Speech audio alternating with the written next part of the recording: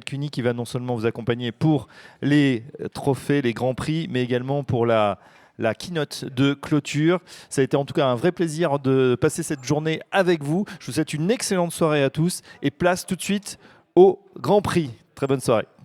Emmanuel, c'est à vous. Merci Fabrice. Alors tu le disais, effectivement, le moment tant attendu est arrivé. Et puis il y aura une surprise, vous le savez, puisque c'est inscrit dans le programme. Madame Claudie Agneret va nous rejoindre après la remise de ces prix pour nous parler, pour prendre un petit peu de hauteur finalement, pardon de l'expression, mais effectivement, après le bilan, après les différentes initiatives, les illustrations, nous allons voir comment on peut se projeter dans le futur. Je vais inviter Emmanuel Millard, qui va venir me rejoindre pour amorcer cette remise à la fois 7e prix du jeune financier et du 23e prix du directeur financier. Emmanuel Millard, un petit mot d'introduction. J'imagine que vous avez l'habitude et je vous prie de m'excuser. Voilà, milliard, ce serait pas mal. Oui, on peut. Voilà. Alors, les deux prix, pourquoi ont-ils une telle notoriété? Je disais, 7e pour l'un, 23e pour l'autre. 26e, je ne sais plus, pardon. Ce sont des prix qui récompensent la profession, qui sont décernés par la profession, donc c'est quand même quelque chose d'assez notoire. Ce sont des prix qui ont tous été décernés à des collègues, des directeurs financiers qui ont fait des choses, qui ont construit des choses dans leurs entreprises. Et donc ça s'est inscrit maintenant dans le paysage finalement de la communauté financière. Et donc on est très heureux chaque année de pouvoir décerner ces prix, avec toujours des arbitrages qui sont toujours très très difficiles à réaliser. J'imagine. Alors on va voir notamment avec les membres du jury. On peut dire quand même que le directeur financier, c'est un monde très hétérogène finalement. Il y a une forte hétérogénéité dans le métier. Eh ben, elle est là, l'hétérogénéité en réalité. C'est effectivement la DFCG qui représente bien finalement cet écosystème. C'est des grandes entreprises, c'est des PME, des ETI, c'est aussi des petites entreprises. C'est aussi des DAF à temps partagé, il y en a qui sont là, il y en a pas mal. Et donc c'est un petit peu tout ça. Et donc on essaie de faire cette synthèse, comme disait un ancien président de la République, de faire cette synthèse finalement entre toutes ces entreprises, ces tendances. Et il y a quand même des éléments qui reviennent assez naturellement dans les métiers, dans les fonctions. Et donc en tout cas on est content de pouvoir échanger avec nos pairs. Alors 2 prix pérennes dans le temps, je le disais, et tout cela grâce à des partenaires. On peut leur faire un petit clin d'œil, on va les accueillir dans un instant. Alors on va les accueillir effectivement. Alors je les vois sous les yeux, Grant Alexander, qu'on a fait que voir aujourd'hui. Grant Alexander, bonjour, bonsoir. PwC et Dauphine également qui nous accompagnent sur ce prix. On va les présenter. Ils vont venir nous rejoindre. Et donc voilà, c'est des partenaires pour certains qui sont historiques, qui sont là depuis pas mal d'années, d'autres qui sont récents, mais qui sans aucun doute vont continuer de nous accompagner sur ce prix qui est quand même, encore une fois, ce sont des prix emblématiques. Merci beaucoup Emmanuel Millard, président de la DFCG. On peut vous applaudir.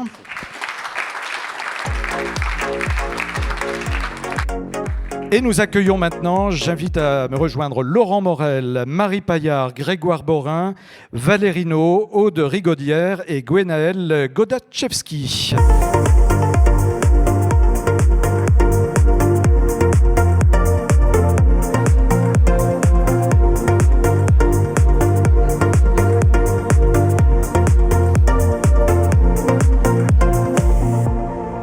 Y aurait-il plus de femmes que d'hommes? Enfin. C'est bien. Oh, ça. Tiens, on va même alterner. Regardez, mettez-vous au milieu, ce sera plus sympathique. Voilà.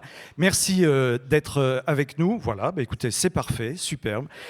Le casting est parfait. Je vous présente Laurent Morel, associé du cabinet donc, PwC. Vous allez avoir chacun 1 minute pour pitcher, je dirais, un petit peu votre participation. Marie Paillard et Grégoire Borin, vous êtes associés de Grant Alexander. Valérino, vous êtes directrice de la rédaction d'Options Finance. Et Aude Rigaudière, présidente du comité éditorial de la revue de la DFCG, Finance et Gestion. Enfin, je disais Gwenaël Godachevski, qui est professeur des universités à l'Université Paris-Dauphine. Laurent Morel, on va commencer avec vous, si vous le voulez bien. En 1 minute, réaction sur le contenu des projets en cours, en lice? Alors, c'était tout simplement passionnant.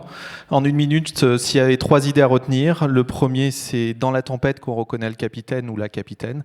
Effectivement, je pense que c'est ça qui a été extrêmement intéressant dans les différents projets qu'on a vus. C'est les changements brutaux qui ont eu, et donc la capacité finalement d'un directeur financier à être business partner. Et ça, c'est pas galvaudé pour le coup. On a vraiment vu le sujet. Le deuxième point, c'est que le nouveau monde est déjà là. Et là, je fais un clin d'œil aux jeunes financiers, d'une part parce qu'ils sont plus jeunes et que c'est sans doute l'avenir, mais aussi parce qu'ils sont sur des sujets extrêmement nouveaux. Je laisserai pitcher et c'est assez déroutant, mais c'est passionnant avec une dimension data qui est absolument majeure. Et puis le troisième sujet, c'est qu'aujourd'hui, l'ESG, c'est un incontournable pour la finance et ça s'est vu sur tous les projets. Merci beaucoup, Laurent Morel. Merci pour la concision. Alors, Marie Paillard, Grégoire Borin, vous êtes... Grégoire, voilà, Grégoire est là. Je rappelle donc associé de Grant Alexander. Un mot du profil. Alors cette fois, on s'adresse à la salle. 1 minute, c'est parti. Oui, bonsoir Manuel. Un mot sur le process. Le process est réglé comme du papier à musique. Alors le groupe Grant Alexander est partenaire pour la 3e année consécutive de l'organisation des trophées DAF et prix du jeune directeur financier.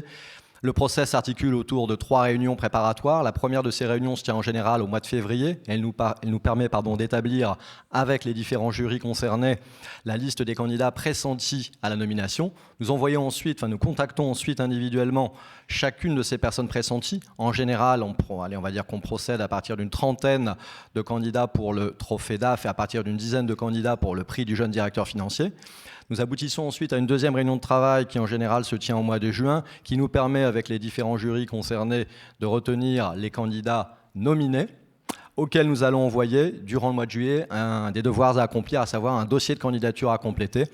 Et donc nous récupérons ces dossiers de candidature avec les différents documents afférents exigés à fin septembre, ce qui nous permet de les lire avec le plus grand soin durant le mois d'octobre.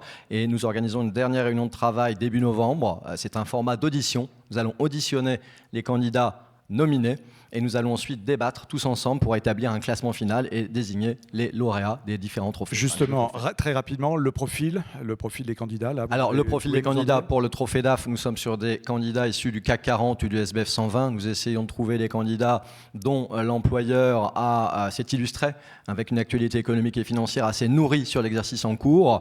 Pour le PJDF, le jeune directeur financier, il y a une condition d'âge évidemment à remplir, avoir moins de 38 ans et être en fonction depuis plus de 2 ans. Et évidemment, mettre en avant, autant que faire se peut, un projet important. Et la grille de lecture pour les DAF, c'est clairement l'impact stratégique pour le trophée DAF, le suivi de la performance, le pilotage de la performance. 3e facteur, c'est le développement des compétences RH de l'équipe. Et pour finir, son impact RSE. Merci beaucoup Grégoire Borin. Valérie No, directrice de la rédaction d'Option Finance. Alors ça fait 20 ans maintenant, je crois que Option Finance est partenaire du prix du directeur du financier. Pardon ? Je dirais pas, j'espère. Ah ben écoutez, quand même, c'est une longue expérience qui est très valorisante. Et vous allez nous dire justement pourquoi ce partenariat et en quoi il consiste précisément. En fait, c'est assez naturel pour Option Finance, qui est le journal, enfin j'espère, des directions financières. Et donc, ça fait effectivement très longtemps que nous accompagnons sur ce prix la DFCG, ce qui nous paraît naturel, puisque ce sont nos interlocuteurs privilégiés. Ce qui est intéressant, c'est que je réfléchissais à ce qui s'était passé en 20 ans. Il y a 20 ans, c'était déjà la crise des TMT. Donc, les directeurs financiers et nous-mêmes avons vécu la crise des TMT, la crise financière, bien sûr, la crise des emprunts européens, et puis, cerise sur le gâteau, la crise sanitaire, la crise de l'énergie. Et à chaque fois, ces prix, ce sont aussi l'occasion de montrer à quel point les entreprises sont résilientes, comment elles s'adaptent, comment elles font face.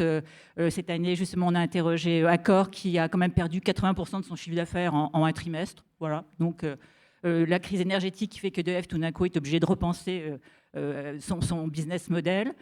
Plus ou moins contraint. Le grand qui est obligé de s'interroger sur sa supply chain, comment est-ce qu'on sécurise sa supply chain, autant d'éléments auxquels on ne pensait pas du tout il y a 3 ans. Donc les prix, c'est l'occasion justement de tirer un coup de chapeau à ces directeurs financiers et d'expliquer au reste de la communauté comment ils font.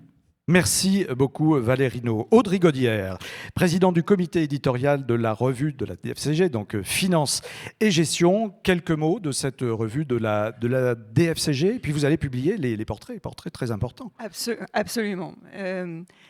La revue de la DFCG, donc Finance et Gestion, sort ce mois son 400e numéro. Donc une belle prouesse, donc une vieille revue qui donc très contente d'être auprès du prix du jeune financier parce que ça fait depuis le début des années 60 que cette revue accompagne les directions financières en faisant remonter pratiques du terrain, avis d'experts, le tout nourri par ce tréhéros extrêmement fertile qu'est la DFCG avec des profils de DAF extrêmement différents, de contrôleurs de gestion dans des structures différentes, exposés dans des secteurs extrêmement variés. Et donc, nous essayons, mois après mois, par vos témoignages, par vos retours d'expérience, de faire se créer ce creuset qui permet à chacun d'enrichir sa pratique professionnelle quotidienne et de contribuer à ce beau métier que nous avons de financier d'entreprise. Merci beaucoup pour ce pitch. 1 minute, Laurent Morel, associé... Oui, pardon. On est déjà. Alors, monsieur, pardonnez-moi, excusez-moi. Malheureusement, je ne connais pas tout le monde et je suis désolé. Oui, je suis Gwenaël Nogaczewski. Voilà. Très bien. Donc, c'est une expérience un peu particulière, un peu trans ce soir. Voilà. D'accord, je vais représenter ma collègue. J'étais angoissé parce que je voyais les photos, je me dis ça correspond. Il va falloir s'y faire, il va falloir s'y faire. Les temps changent, voilà. Donc ça va être compliqué. Bon, l'honneur est sauf, tout va bien. Allez-y. Donc, exactement. Donc, on est associé Paris Dauphine avec la DFCG pour l'organisation de ce prix, plus particulièrement sur l'organisation le choix, le sourcing en fait du jeune directeur financier. Alors la particularité en fait, c'est que l'on fait travailler nos étudiants sur le sourcing en complément bien sûr de ce que fait Grant Alexander. Nous l'idée c'est de les projeter dans des rôles modèles en fait. Alors c'est un petit peu compliqué de les faire réfléchir sur les directeurs financiers là, les seniors qui vont passer tout à l'heure parce qu'il y a une différence d'âge. Par contre sur les plus jeunes ça fait un effet assez bluffant. Ils peuvent s'imaginer ce qu'ils seront à horizon de 5, 10, 15 ans peut-être. Et c'est très très intéressant en fait en complément de la formation qu'ils reçoivent en fait de les faire réfléchir sur ce que c'est qu'un bon directeur financier, de les obliger à lire la presse, à sourcer. Et donc, ils nous proposent des noms, et puis après, on fait un tri avec Marie et Grégoire sur ces directeurs financiers. Donc, je crois qu'il y en avait un cette année, de mémoire, qui est dans ceux qui vont vous être proposés tout à l'heure. Donc voilà, merci de cette association. Merci beaucoup de votre présence et de ces explications. On peut vous applaudir, c'est important, votre présence et votre participation. Je vais vous demander de regagner la salle. Alors justement, on parlait tout à l'heure du travail du jury, c'est très important, c'est une œuvre de longue haleine. Comment les jurés ont travaillé, qu'ont-ils retenu des auditions des nominés? On regarde en vidéo ce travail et on se retrouve dans quelques minutes pour le sacro-saint moment. À tout de suite.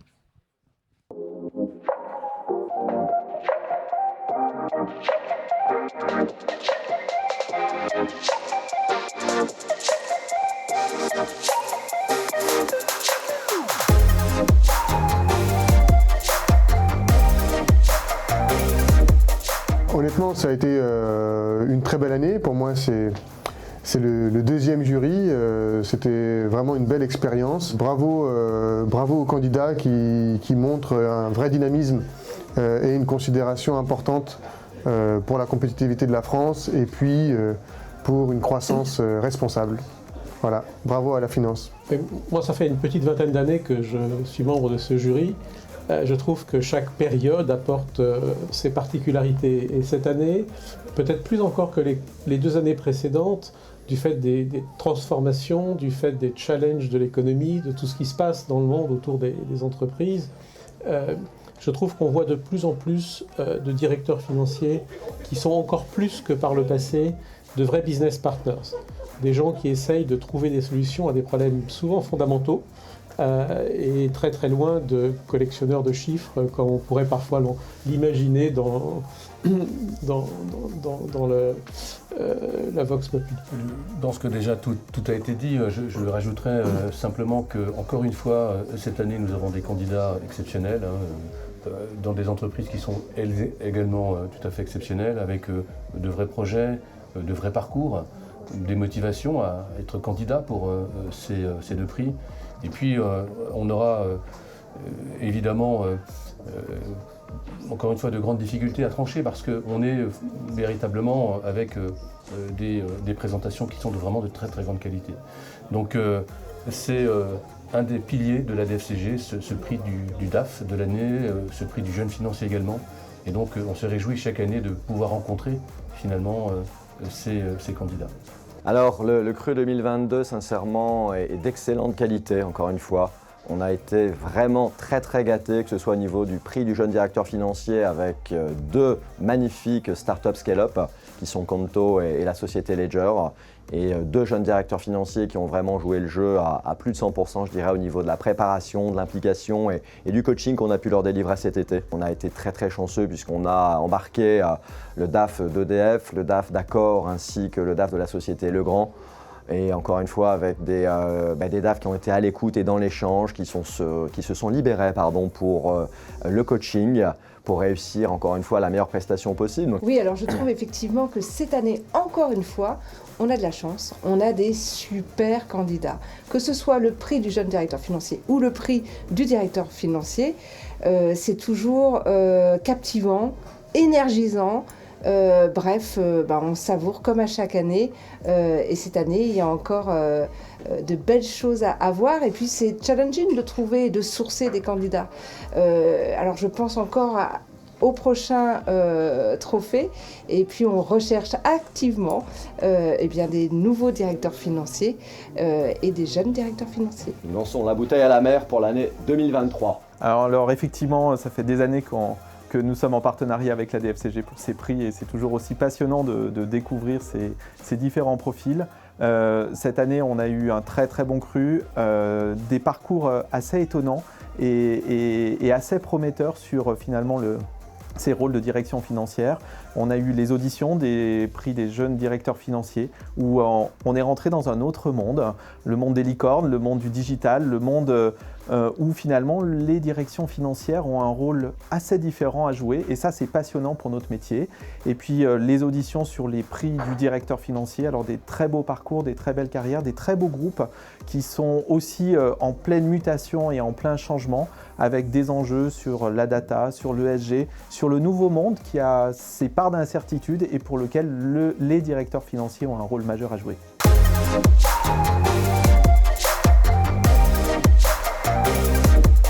Déjà, on a eu un très beau cru avec les prestations de Séverin Henry et Quentin Ricomard.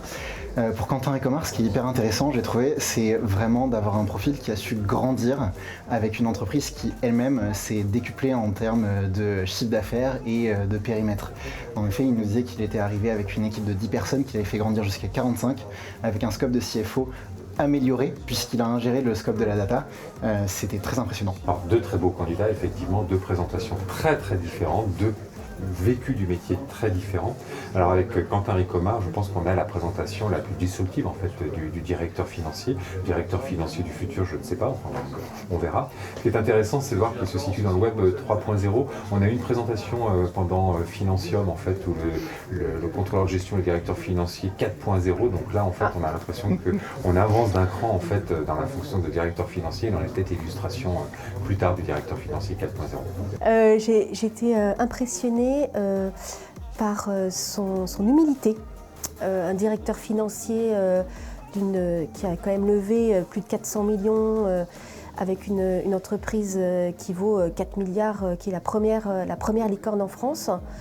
Eh bien, on a eu une personne qui est arrivée tout en humilité, qui n'a pas eu de cesse que de mettre en avant ses équipes et de souligner le collectif comme clé de succès de sa réussite. Oui, je partage, on a vu deux candidats très forts. Moi, j'étais vraiment très impressionné et puis passionné par ce qu'ils nous ont raconté. Il est vrai que concernant Séverin, on a eu quelqu'un d'extrêmement humain, j'ai trouvé, dans une approche justement très collective, très envie de faire participer son entreprise, sachant bien, essayant de se positionner mieux entre des fondateurs, des investisseurs, une équipe, la faire grandir, très porteur de son projet et de son entreprise. C'était vraiment un très beau moment.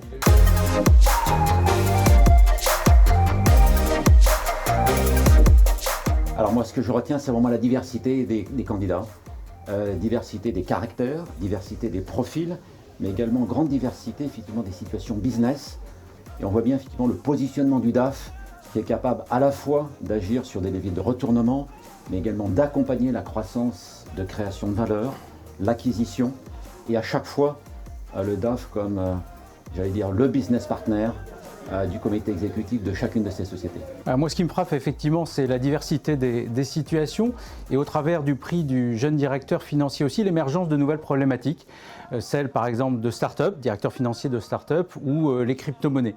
Et puis, ce qui m'a frappé également, c'est la capacité de directeur financier dans un environnement particulièrement turbulent à faire face avec agilité, avec flexibilité, mais aussi continuer à contribuer à transformer l'entreprise et son modèle d'affaires. Ce qui est fascinant par rapport aux éditions précédentes, c'est l'environnement qui a changé.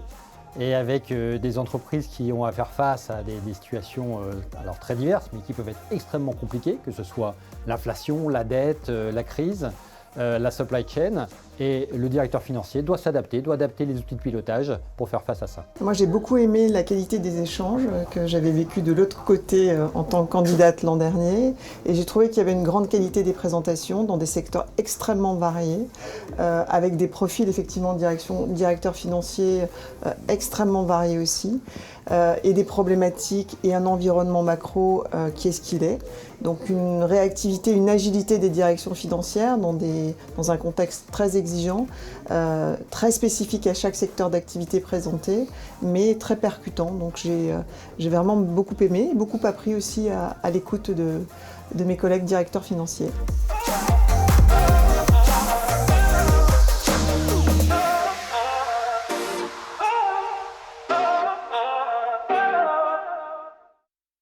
Voilà donc une belle entrée en matière que l'on peut saluer effectivement. Un très très beau travail d'équipe. Alors nous déclarons ouverte la cérémonie de remise du prix du jeune financier avec 2 nominés. L'un est avec nous, l'autre devait être là, mais il y a des choses qui arrivent dans la vie. Un heureux événement est arrivé aujourd'hui. Voilà, donc il y a des priorités, on comprend fort bien. Il s'agit de Quentin Ricomard, directeur financier de Ledger, donc qui ne sera pas là avec nous, mais qui est évidemment toujours bien présent à notre esprit. Et puis j'accueille par contre Séverin Henry, directeur financier de Conto.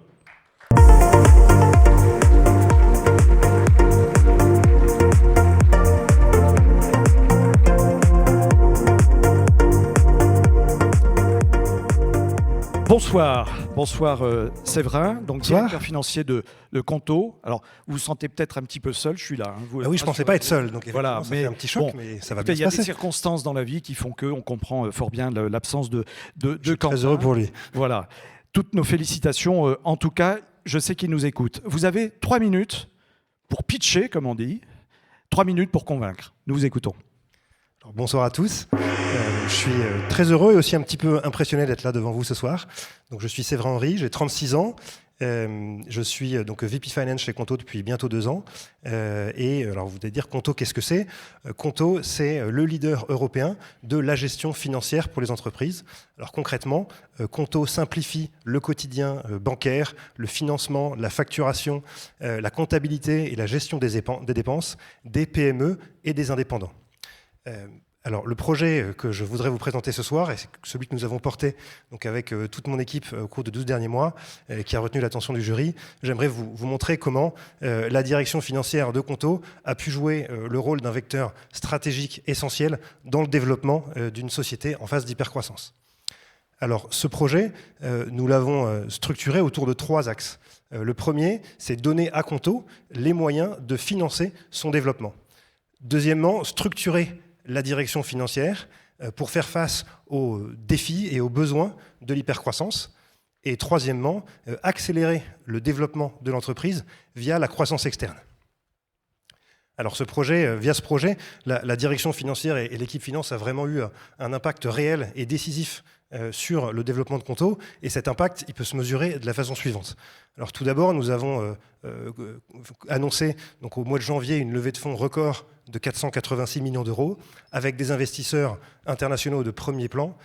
Cette levée de fonds, elle va nous permettre de continuer à donner à Conto les moyens de se développer, d'investir dans notre service, dans notre produit, également de recruter les meilleurs talents et puis d'accélérer le développement du groupe à l'international. Deuxièmement, la structuration de l'équipe. Donc nous avons fait passer l'équipe de 8 à 25 collaborateurs en 12 mois, ce qui n'est pas une mince affaire. Nous avons structuré l'équipe et également mis en place des outils et des processus qui nous ont permis de gagner en efficacité opérationnelle, mais également en puissance d'analyse et de décision. Enfin, nous avons donc réalisé au mois de juillet dernier l'acquisition de notre principal concurrent en Allemagne, Penta, qui nous permet de renforcer notre position de leadership sur le marché allemand et de multiplier par 5 notre base de clients en Allemagne. Donc ce projet, si je pense qu'il a retenu l'attention du jury, c'est tout d'abord parce que c'est un projet très complet qui touche à l'intégralité des dimensions du métier d'un financier, à la fois les dimensions métiers et techniques, mais aussi les dimensions humaines et de management. Et puis, d'autre part, parce que c'est vraiment un projet collectif où l'intégralité de l'équipe a su répondre présent grâce à beaucoup de communication, des rituels d'équipe forts pour aligner les priorités dans ce contexte très compliqué, en tout cas. Donc, ce soir, je suis très heureux d'être là devant vous et de candidater au prix du jeune financier. Si j'ai encore 2 secondes, je suis tout seul, je peux en profiter, j'ai encore 20 secondes. Allez-y. Ça ne s'ajoutera pas à votre salaire. Hein. Si j'ai donc choisi de candidater ce soir, c'est d'une part pour mettre en lumière mon entreprise et puis faire un petit peu de publicité, mais surtout pour mettre en avant le travail remarquable qui a été effectué par l'intégralité de l'équipe finance. Il y en a certains qui sont là ce soir dans la salle et je les remercie. Vous pouvez vraiment être très fiers du travail que vous avez réalisé et j'ai beaucoup de chance de pouvoir compter sur vous. Eh bien, on peut tous vous applaudir. Merci beaucoup, Séverin.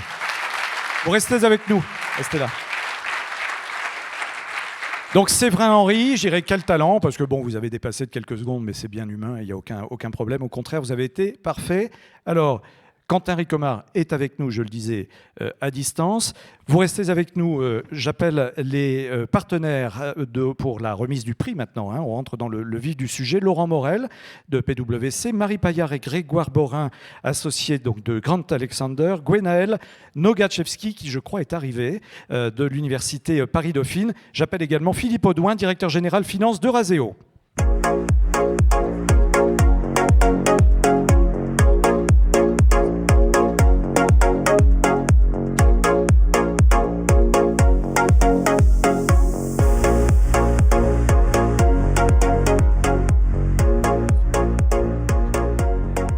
Alors, écoutez Philippe Audouin, je pense que vous allez pouvoir dire quelques mots et vraiment officialiser la cérémonie avec les partenaires qui sont à vos côtés. Merci, bonjour à tous. Effectivement, on a cette année fait un travail avec le jury, que je remercie d'ailleurs parce qu'un certain nombre de membres du jury sont dans la salle, de sélection. Ce que je voudrais dire simplement, c'est que les candidats qui sont ici aujourd'hui, que ce soit pour le prix du jeune financier ou pour le prix du directeur financier de l'année, sont issus d'un processus très rigoureux qui a été rappelé tout à l'heure. Et s'ils sont là, c'est vraiment qu'ils ont été retenus par l'ensemble des membres du jury. C'est un peu la crème de la crème. Merci pour ce... Est-ce que quelqu'un souhaite ajouter peut-être un petit mot? Ou on passe... Oui, madame. J'ai préparé quelque chose. Ah, alors allez-y, allez-y. Vous aviez un temps de parole tout à l'heure. Ah mince. Vous le rattrapez maintenant. Voilà, non, si vous pouvez être concise. Ce merci. soir, oui, je vais juste dire un mot. On a Séverin ici qui nous m'a impressionné par son humilité, sa modestie et la mise en avant de son équipe. On a Quentin qui révolutionne un peu la fonction contrôle de gestion. Et juste pour dire que pour nos étudiants, vous êtes inspirants. Et comme ça, ils peuvent se projeter. Moi, je suis directrice du Master Contrôle Audit et Reporting Financier. Ils peuvent se projeter et pour eux, c'est très important. Voilà. Merci pour ce propos. Le moment est attendu. Philippe Audouin, vous proclamez les résultats. Alors, je ne sais pas s'il y a une enveloppe, mais pour gagner du temps, comme une vague idée du résultat. Donc, le prix du jeune directeur financier est remis à Séverin Henry pour son travail. Bravo.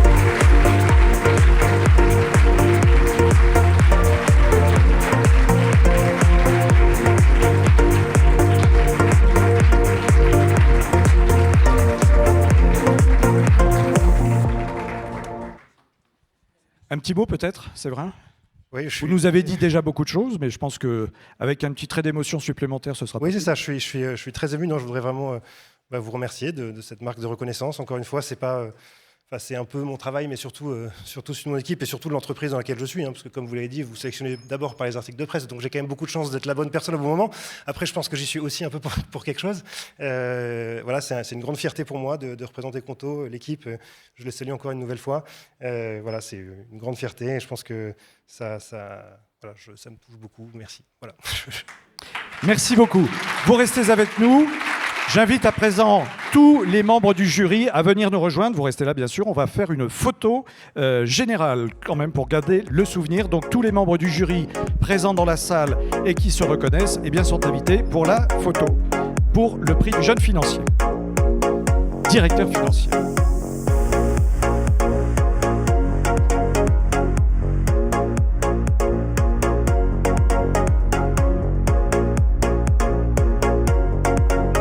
Alors voilà, le photographe, en grand professionnel, demande un petit peu d'équilibre et de resserrement, en tout cas pour le cliché.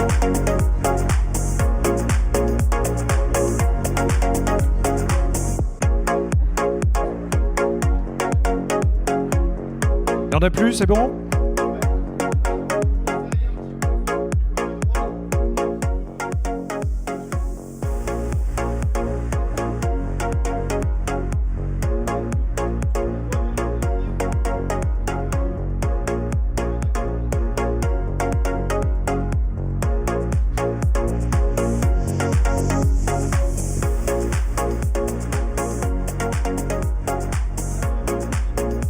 Merci, on peut encore vous applaudir. Vous regagnez la salle. Certains vont revenir d'ailleurs. On va passer au prix suivant. Je vais vous inviter après à revenir pour remettre les prix. Donc nous passons à présent au prix du directeur financier. Je le disais, on est déjà entre 20 et 30 éditions. Donc ça confère de l'expérience. On a vu tout à l'heure le travail du jury, très important sur des critères et des grilles de lecture, je dirais, impardonnables. Donc, il y a 3 nominés à ce prix. Je les appelle à venir nous rejoindre. Xavier Gire, directeur financier d'EDF, Franck Lemery du groupe Legrand et Jean-Jacques Morin, qui était avec nous tout à l'heure d'ailleurs, du groupe Accor. Nous vous attendons.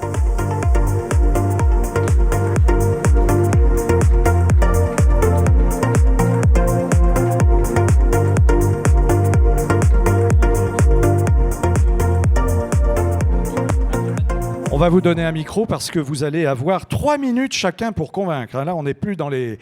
Vous n'êtes plus nominés, hein, vous êtes les acteurs à part entière. On va vous donner un petit peu plus de temps. Donc pour nous donner vos impressions, c'est le fameux pitch. Vous avez un compteur normalement qui va s'afficher ici. Vous avez 3 minutes chacun. On se consacre. Voilà. On va peut-être commencer avec vous, monsieur. Donc quelques mots sur votre participation, je dirais très active, en tant que partenaire à ce prix. C'est pas ça. Non, ou alors c'est un appel du pied. Mais... Oh, pardon. J'ai oublié de tourner une fiche. Vous voyez, c'est la fatigue, je suis vraiment désolé. Mais vous restez avec nous. J'appelle les partenaires, voilà, c'est ça, c'est la phrase qui manquait. Laurent Morel, que l'on retrouve donc de PwC, Marie Paillard et Grégoire Borin qui vont nous rejoindre, associés de Grant Alexander, Gwenaël Nogachevski, Université Paris-Dauphine, Valérie No, Option Finance, Audrey Gaudière qui était avec nous également tout à l'heure, Finance et Gestion, et Philippe Audouin qui nous rejoint pour la remise de ce prix. Et cette fois-ci, est-ce que les candidats doivent présenter un petit pitch de la part des candidats? Est-ce que vous pouvez nous dire, en 3 minutes, votre raison d'être ici? Comment voilà, je reviens vers vous finalement. Ou alors on attaque avec Xavier Gire. Bon, allons-y avec Xavier Gire. Donc 3 minutes pour convaincre. Je crois que c'est déjà fait dans l'esprit du jury, mais vous allez nous expliquer tout ça. Vous avez un petit compteur qui va s'afficher. Merci beaucoup. Bonsoir à toutes, bonsoir à tous. Ravi d'être avec vous ce soir. Tout d'abord, 2 mots sur moi-même et sur mon entreprise. Donc, depuis 15 ans, je suis directeur financier, successivement de Veolia Transport, Veolia Propreté, le groupe La Poste, le groupe EDF. EDF, aujourd'hui, c'est le premier producteur et fournisseur d'électricité en France, en Europe. Plus de 100 milliards d'euros de chiffre d'affaires sur 9 mois au 30 septembre, 32 millions de clients électricité, 162 000 personnes, ou encore plus de 15 milliards d'euros d'investissement chaque année. Alors, mon projet, c'est véritablement de contribuer à faire d'EDF un leader international de l'électricité bas carbone. Et cela à travers trois points essentiels. Tout d'abord, contribuer à la stratégie et à la performance du groupe EDF. Pour cela, bien sûr, en tant que membre du COMEX, j'y participe très directement. Je pilote également la politique investissement, donc les critères d'investissement, également l'ensemble du cycle de gestion, dans lequel j'ai introduit également des indicateurs évidemment non financiers, des indicateurs également RSE, opérationnels. Et puis, je déploie des plans de performance. Et puis, par exemple, 1,5 milliard de réduction de coûts, 15 milliards de cessions d'actifs au cours des 5 dernières années, ainsi que j'ai piloté également des acquisitions au cours des dernières années pour orienter véritablement EDF vers cette stratégie. Donc, de fait, EDF a porté son développement au cours de toutes ces années. Deuxième axe, eh bien, faire du financement durable un levier stratégique et financier. Tout d'abord dans le financement, parce qu'EDF, c'est aujourd'hui 50 milliards d'euros d'émissions obligataires, 12 milliards d'hybrides. Donc nous orientons véritablement nos financements vers des financements à impact. Par exemple, une Océane verte en 2020, une hybride sociale en 2021. Je déploie également cette finance durable dans la gestion des actifs dédiés que nous gérons pour couvrir les passifs sociaux et nucléaires, 60 milliards d'euros d'actifs. Et également, bien sûr, dans la communication financière, non financière intégrée. Aujourd'hui, le groupe a un financement long, plus de 12 ans, vert, cohérent avec sa stratégie. Et puis enfin, et j'y tiens beaucoup, eh bien, mon projet, ça a été pendant toutes ces années, et évidemment à l'avenir, de contribuer à la transformation en profondeur de la fonction financière par une démarche, Smart Fee, portée par une direction, la direction de la transformation et de l'efficacité finance, avec 3 objectifs. L'impact, maximiser l'effet de la direction financière sur la performance et la stratégie du groupe. 95% des directeurs non financiers considèrent cet effet favorable. L'attractivité de la fonction financière par la digitalisation, la gestion des mobilités, et puis la réduction des coûts, 15% de réduction de coûts au cours des 5 dernières années. Voilà pourquoi je suis très heureux ce soir d'être avec vous, de présenter ma candidature pour remercier toutes les équipes qui portent ce projet avec moi. Quel timing, bravo. Ah, faut tenir le challenge maintenant. Les 3 minutes avec le fameux gong. Franck Lemery, groupe Legrand. Voilà, 3 minutes. La barre est haute. 3 minutes, on y va. Bonsoir, je suis ravi donc de présenter aujourd'hui le projet de la direction financière Legrand. Legrand, qui est peut-être le moins connu des 3 acteurs ici, c'est une entreprise industrielle qui a réalisé 7 milliards d'euros de chiffre d'affaires l'année dernière, qui opère dans plus d'une centaine de pays, et qui est également une belle société du CAC 40 valorisée à 21 milliards. J'ai rejoint cette société il y a 28 ans, occupé pendant 20 ans une dizaine de postes de financiers, dirigé pendant 4 ans la performance d'opération groupe, et j'ai été nommé directeur financier en 2019. Notre projet débute fin 2020. Nous avons très bien encaissé, très bien géré le choc de la crise sanitaire. Le groupe va bien, mais le monde a changé. Et c'est donc l'occasion de revisiter notre stratégie. Dans cet exercice, la direction financière joue plusieurs rôles. Et ces rôles sont assez transverses, assez multiples et illustrent finalement assez bien l'impact que nous avons dans l'organisation. Le premier rôle, c'est un rôle de process, c'est de battre le rythme du projet. Notre deuxième rôle, ce sont certaines contributions très directes à certains chantiers du projet. Notre première enquête de perception auprès des investisseurs, un séminaire stratégie avec le conseil d'administration, 2 journées investisseurs, dont une dédiée à 100% à l'ESG. Troisième rôle, enfin, le pilotage de l'exécution nous revient. Il s'agit de cascader les nouveaux objectifs dans l'organisation, d'ajuster certains critères de bonus, également d'adapter les KPI et certains critères décisionnels. L'enjeu de ce projet, c'est d'accélérer la croissance du groupe Legrand, fondamentalement en s'appuyant en capitalisant sur 3 segments à plus fort potentiel de croissance, les data centers, l'efficacité énergétique et les objets connectés. Ceci, nous voulons le faire en conservant nos marges et notre génération de cash historique, qui sont des niveaux très exigeants, supérieurs à nos pairs. Alors, à fin septembre 2022, les résultats sont là. Par rapport au niveau pré-pandémique, la croissance du chiffre d'affaires est de 26%, 15% d'organique, 9% de scope, et le résultat a progressé de 30%. Un projet donc, somme toute, réussi, mais le moment maintenant, c'est également aussi de saluer les équipes, de leur tirer un grand coup de chapeau. Ma candidature est motivée justement par le souhait de les mettre en lumière. Elles sont au sein du groupe Legrand très loyales. L'ancienneté moyenne de l'équipe de la direction financière est de 12 ans au sein du groupe. Pour autant, ils sont très évolutifs, très agiles. Depuis que j'ai été nommé, 4 personnes sur 10 a changé de fonction. Et puis, elles sont très motivées, comme en a témoigné notre dernière enquête d'engagement. Donc, merci pour le gong, qui va me permettre de les remercier accompagné du gong, une nouvelle fois. De remercier également la DFCG et les partenaires pour cette nomination qui nous honore. Et puis vous remercier de votre écoute. Merci et bravo Franck Lémery. Groupe Legrand. Jean-Jacques Morin, alors vous avez déjà eu un petit temps de parole tout à l'heure, mais là maintenant vous avez 3 minutes pour... comme tout le monde est on time, je n'ai pas tellement de choix, il faut que je sois dans les temps. Attention au gong. Donc, on y va, vous c'est ne parti. commencez pas avant que le gong... Donc, mon nom est Jean-Jacques Morin, je suis le CFO, d'accord, je suis aussi le deputy CEO, d'accord, donc j'ai les mains dans le cambouis. Mais en fait, je ne suis pas depuis très longtemps dans cette industrie. J'ai passé le plus clair de ma vie dans l'engineering, je suis ingénieur de formation et j'ai travaillé pendant longtemps dans le semi-conducteur, vous savez, les fameux trucs qui sont faits aujourd'hui à Taïwan et que tout le monde veut se disputer. J'ai fait 13 ans dans ce secteur avec Motorola et on a amené ma division à une IPO sur le Nasdaq. J'ai ensuite rejoint Alstom, où j'ai passé 10 ans.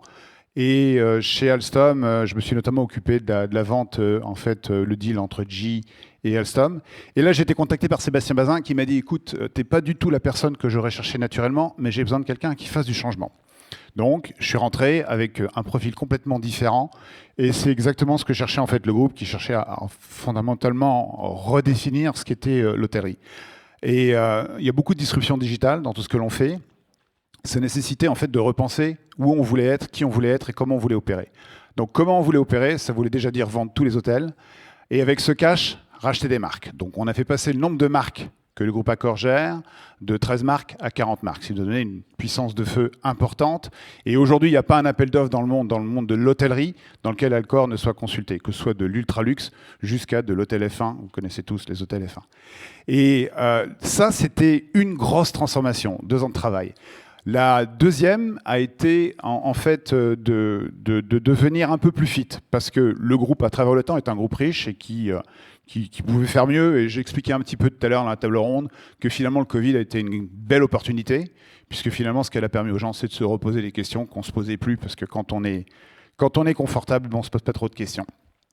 Et la dernière grosse transformation qu'on a fait, une fois qu'on a amené avec cet argent beaucoup plus de marques, beaucoup plus en fait de localisation, on est 3 fois plus en fait aujourd'hui internationaux qu'on ne l'était en pourcentage en 2015. La question qui s'est posée est comment est-ce qu'on fait de cette machine une machine de guerre? La question m'a été posée pourquoi le cours de bourse est où il est. Et je pense qu'une des réponses à ça, et bien souvent c'est le cas dans la vie, il faut être simple. Et on est beaucoup trop compliqué à comprendre. Et donc on est en train aujourd'hui de relancer un projet énorme, de recréer 2 divisions distinctes, une qui sera par marque et une qui sera par région, entre le mid-scale, le luxe et l'éco, donc une sorte de Zara de l'hôtellerie, comme j'aime le dire, et un LVMH de l'hôtellerie.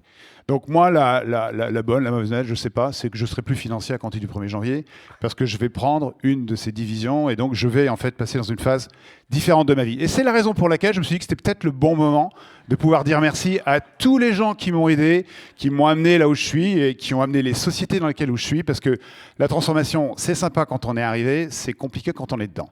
Donc c'est pour ça que je me suis dit que c'était un moment de retrouver mes amis de la DFCG. Merci beaucoup pour ce travail. et ses remerciements. Merci beaucoup Jean-Jacques Morin. Alors le moment tant attendu est arrivé, on retrouve nos partenaires.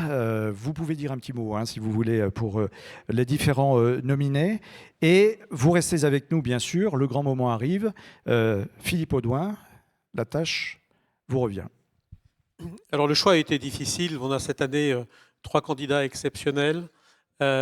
Avec une caractéristique que je voudrais souligner, c'est que ce sont 3 candidats qui ont des personnalités très différentes, mais par contre 3 personnalités qui sont vraiment en symbiose avec leur entreprise. Je passe sur le rôle de business partner, on en a largement parlé, mais c'est peut-être la première fois, moi ça fait maintenant plus de 20 ans que je suis membre du jury de ce prix, que cette particularité apparaît de façon aussi nette. La culture d'entreprise, c'est quelque chose qui compte. Et je crois que les 3 candidats qui sont là aujourd'hui l'illustrent parfaitement. Alors, on va dans un premier temps pratiquer la remise de ce que l'on appelle l'objet trophée pour l'excellence de la candidature. Nous allons vous apporter le prix et nous attendons le nom avec impatience, Philippe Audouin. Alors, le premier nominé que nous souhaitons féliciter pour sa prestation nous a touchés pour plusieurs raisons. D'abord, sa personnalité. Attaché à son entreprise depuis très longtemps, il a démontré des qualités de fidélité et d'engagement très marquées. Ensuite, l'excellence de la direction financière. Alors, comme nous l'a lui-même expliqué, il a hérité d'une direction financière de très haut niveau, mais qu'il a emmené encore plus loin. Donc, c'est parfois plus difficile quand tout va bien d'aller encore mieux. Troisièmement, la recherche de performance continue dans une équipe qui gagne. Il a notamment piloté et mis en œuvre un plan d'accélération de la croissance pour répondre aux attentes des marchés, alors même que ça a été dit, les performances opérationnelles de la société sont parmi les meilleures de son secteur.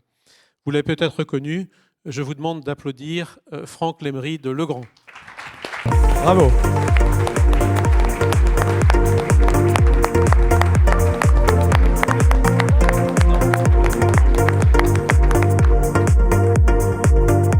Voilà, c'est Madame Paillard qui vous a remis ce prix. Alors, il reste 2 noms à entendre. Nous passons à la remise du prix spécial du jury. Philippe Audouin. Absolument. Alors, pour le prochain candidat, le jury a souhaité remettre, et ce n'est pas coutume, un prix spécial. Donc, une distinction particulière.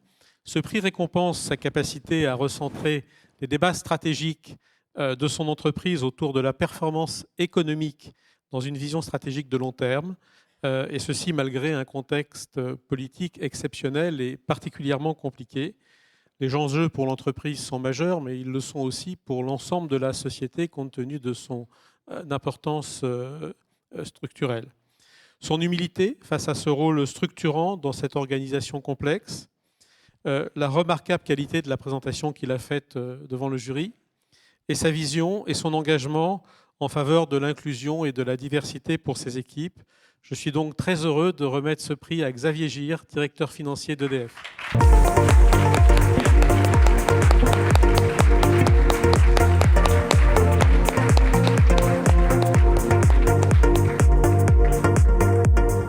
Un petit mot peut-être, Monsieur Gire. Bien volontiers. D'abord pour remercier les équipes de la direction financière d'EDF qui véritablement s'engagent chaque jour et comme le dit Philippe, dans un contexte difficile. Donc je pense vraiment à elles et à eux tous et je les remercie très sincèrement. Remercie aussi le jury, les partenaires et vous dire à quel point ce prix est important pour moi dans le contexte. Philippe y a fait référence. Dans un contexte particulier pour le groupe EDF qui est sous la pression pour assumer la production d'électricité nécessaire pour notre pays pour cet hiver, qui est sous pression d'un point de vue financier également dans ce contexte. Et donc véritablement, ce prix a une grande valeur pour moi et pour toutes les équipes. Donc un grand merci. Merci beaucoup et encore bravo. Je voudrais juste ajouter un point, c'est le fait que, au fond, les directeurs financiers d'aujourd'hui sont un peu des magiciens. Dans le cas de Xavier, il verse un gros dividende à son actionnaire principal qui le lui demande. Il investit des sommes absolument faramineuses pour les nouvelles tranches, notamment dans le nucléaire. Et en même temps, toujours à la demande de son actionnaire, il réduit ses prix pour favoriser les consommateurs. Donc c'est quand même vraiment un travail de magicien. Bravo, ne serait-ce qu'à ce titre. Merci pour tous, merci pour nous. Philippe Audouin, vous gardez la main pour bien voilà, le grand prix du lauréat, du dirigeant financier. Alors il y a un grand suspense évidemment pour le dernier, on va connaître le nom dans quelques instants. J'ai le grand honneur de remettre le 23e trophée du directeur financier à un professionnel exemplaire. Il a eu l'occasion de s'exprimer, donc je ne vais pas redire tout ce qu'il a dit, mais quand même, être à ce poste exposé au moment où une entreprise de taille mondiale, un des leaders mondiaux du secteur, perd du jour au lendemain pratiquement 80% de son chiffre d'affaires, alors que dans ce métier, il y a quand même une base de coûts fixes relativement importante. C'est quelque chose qui n'est pas facile à traverser. Non seulement il a contribué à faire traverser cette période, mais en même temps à le transformer en une opportunité. Jean-Jacques, je ne reviens pas sur ce que tu as dit, pour son entreprise. On récompense également sa hauteur de vue et la pertinence de l'analyse et de sa restitution. Bravo à Jean-Jacques Morin, d'accord, pour ce prix. Et Marie Paillard va remettre le prix à Jean-Jacques Morin.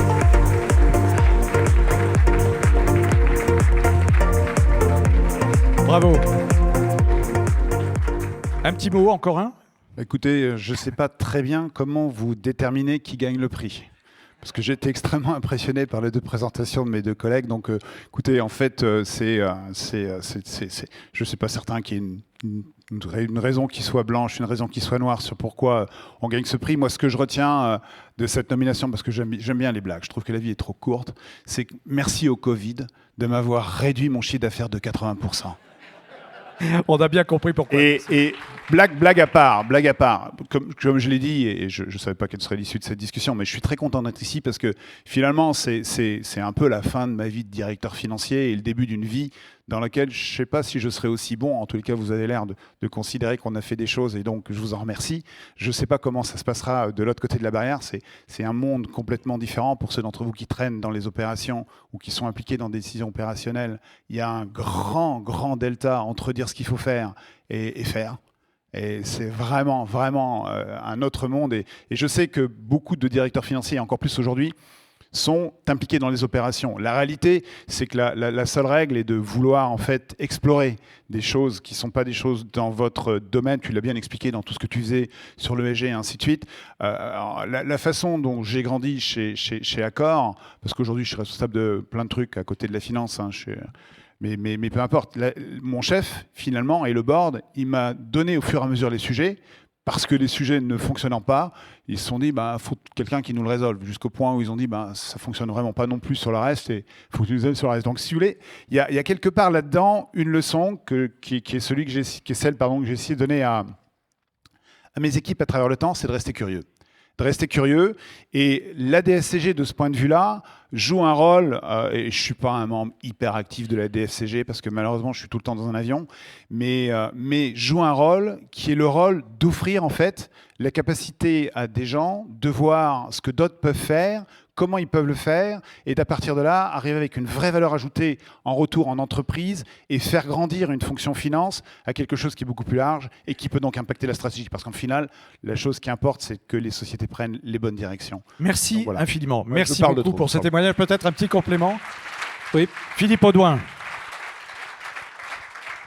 Jean-Jacques, au nom du jury, on en profite pour te féliciter pour cette promotion qui n'était pas connue quand notre process a démarré. Ouais, je dis pas tout.